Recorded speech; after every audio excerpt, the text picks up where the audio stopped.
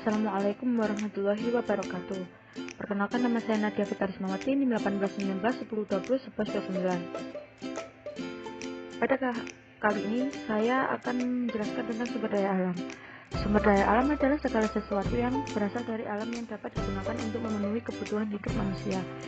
Pada umumnya, sumber daya alam berdasarkan sifatnya dapat digolongkan menjadi sumber daya alam yang dapat diperbarui dan sumber daya alam yang tidak dapat diperbarui.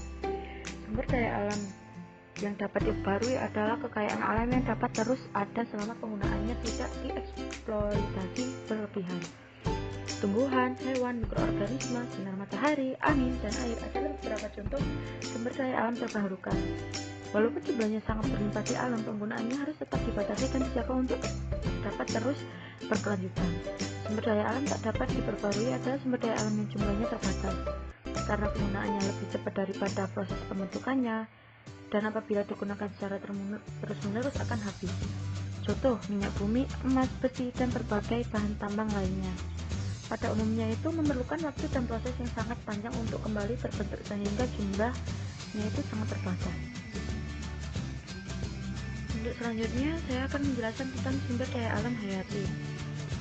Indonesia memiliki beragam sumber daya alam yang bermanfaat. Salah satunya adalah sumber daya alam hayati. Biasanya sumber daya alam tersebut kerap digunakan untuk bahan sandang, pangan, hingga obat-obatan. Sumber daya alam hayati adalah segala sumber daya yang berasal dari makhluk hidup. Sumber daya alam ini akan selalu ada selama dilestarikannya dengan cara yang tepat. Karenanya, manusia harus mengolahnya dengan baik agar sumber daya alam hayati yang ada di bumi tidak habis atau punah. Sumber daya alam hayati terbagi menjadi dua jenis. Di antaranya ada sumber daya alam nabati dan sumber daya alam hewani. Agar lebih jelasnya, mari simak jenis sumber daya alam hayati berikut ini. Sumber daya alam nabati. Sumber daya alam nabati adalah hasil alam berupa tumbuhan. Berikut adalah contohnya. Sumber daya alam nabati dibagi menjadi dua jenis, yaitu tumbuhan hasil pertanian dan perkebunan, dan yang selanjutnya itu tumbuhan hasil hutan. Untuk tumbuhan hasil pertanian dan perkebunan, yaitu tumbuhan dari hasil pertanian dan perkebunan dapat dimanfaatkan untuk kehidupan sehari-hari. Biasanya jasman ini digunakan untuk pembuatan bahan pangan, sandang, hingga obat-obatan. Contohnya adalah padi, jagung, kapas, jahe, kencur, kunyit, kedelai, kacang-kacangan, buah-buahan, dan sayur-sayuran. Untuk selanjutnya yaitu tumbuhan hasil hutan. Hutan menyimpan berbagai jenis tumbuhan yang berguna untuk manusia. Tumbuhan tersebut meliputi pohon hingga bunga. Tumbuhan di hutan menjadi penyeimbang ekosistem. Keberadaannya mampu menyimpan air dan menghasilkan oksigen untuk bumi serta makhluk hidup.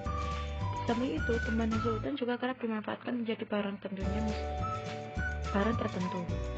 Misalnya bahan bangunan, contoh jati, damar, pinu, rotan. Selanjutnya yaitu sumber daya alam hewani. Sumber daya alam hewani adalah sumber daya alam yang didapatkan dari hewan-hewan yang sifatnya dapat diperbarui. Adapun cara pembaruan dari sumber daya alam hewani adalah dengan cara membangkitkannya. Pembagian dari sumber daya ini terbagi menjadi dua macam, yaitu perikanan dan peternakan. Berikut adalah penjelasan dari dua macam tersebut. Hewan peternakan. Hewan peternakan merupakan salah satu sumber daya alam yang kerap dijadikan bahan pangan. Tak hanya makanan, hewan peternakan juga dijadikan mata pencaharian. Misalnya ternak ayam, bebek, hingga sapi. Untuk contohnya sendiri yaitu sapi, domba, kambing, bebek, ayam, kelinci, kuda. Untuk selanjutnya yaitu perikanan. Seperti hewan peternakan, hewan perikanan pun juga dimanfaatkan untuk bahan makanan dan mata pencaharian. Biasanya nelayan akan mengumpulkan hewan perikanan dan mengkonsumsi atau menjualnya. Contoh, ikan lele, udang, jenis cumi, ikan gurame, dan ikan lainnya. Itulah penjelasan tentang sumber daya alam hayati. Sekian dari saya. Mohon maaf jika ada salah kata. Wassalamualaikum warahmatullahi wabarakatuh.